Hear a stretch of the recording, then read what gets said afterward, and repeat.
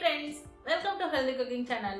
இந்த வீடியோல நம்ம இன்னைக்கு சுவையான நார்த்தங்காய் பச்சடி எப்படி செய்யலாம்னு பார்க்கலாம். யூசுவலா நார்த்தங்காய் கிடைச்சிச்சு அப்படினா நம்ம அதுல ஊறுகாய் பண்ணுவோம். ஒரு டைம் இந்த மாதிரி பச்சடி பண்ணி பாருங்க. டேஸ்ட் உங்க எல்லாத்துக்கும் பிடிக்கும்.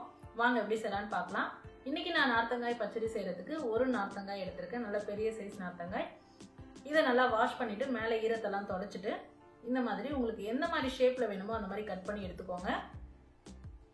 அடுத்ததா எந்த பாத்திரத்துல செய்ய போறோமோ அந்த பாத்திரத்துல 2 டேபிள் ஸ்பூன் அளவுக்கு எண்ணெய் விட்டுக்கோங்க. நல்லெண்ணெய்.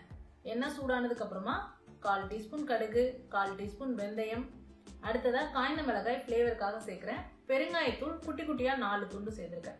கட்டி பெருங்காயமா சேர்த்திருக்கேன். தூள் பெருங்காயமா இருந்தா 1/4 டீஸ்பூன் அளவுக்கு சேர்த்துக்கலாம். ஃப்ளேவர் நல்லா இருக்கும். அடுத்ததா கருவேப்பிலை.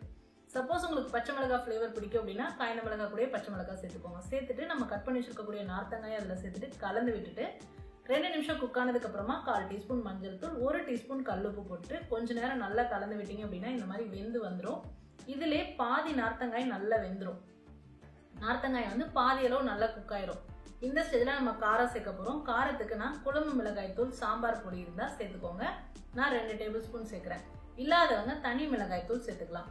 சேர்த்துட்டு நல்லா கலந்து விட்டுடலாம். அதோட பச்சை வாசனை போகிற அளவுக்கு கலந்து விட்டுறணும். அடுத்ததான் புளி தண்ணி சேர்க்குறேன். பெரிய நெல்லிக்காய் சைஸ் அளவுக்கு புளி ஊற வச்சு அதோட தண்ணியை நல்லா தாராளமாக எக்ஸ்ட்ராக்ட் பண்ணி சேர்த்துருக்கேன். ஏன் அப்படின்னா நார்த்தங்காய் நல்லா குக் ஆகணும். சப்போஸ் உங்களுக்கு நார்த்தங்காய் இந்த தண்ணியில் குக் ஆகலை அப்படின்னா நீங்கள் நார்மல் வாட்டர் கொஞ்சம் சேர்த்துட்டு நார்த்தங்காயை நல்லா குக் பண்ணி எடுத்துக்கணும். நல்லா குக் ஆகி வந்ததுக்கு அப்புறம் தான் நம்ம இனிப்பு சேர்க்கணும். இனிப்புக்கு நான் இன்னைக்கு நாட்டு சக்கரை 3 டீஸ்பூன் அளவுக்கு சேர்க்குறேன். நீங்கள் வெல்லம் சேர்க்கலாம், இல்லை கருப்பட்டி சேர்க்கலாம். வெல்லம் கருப்பட்டிலாம் சேர்க்குற மாதிரி இருந்தது அப்படின்னா அதில் கல் மண் இருக்கும். நம்ம ஃபர்ஸ்ட் அது லைட்டாக பாகு எடுத்து அதுக்கப்புறம் அதை வடிகட்டிட்டு இதில் சேர்த்துக்கலாம்.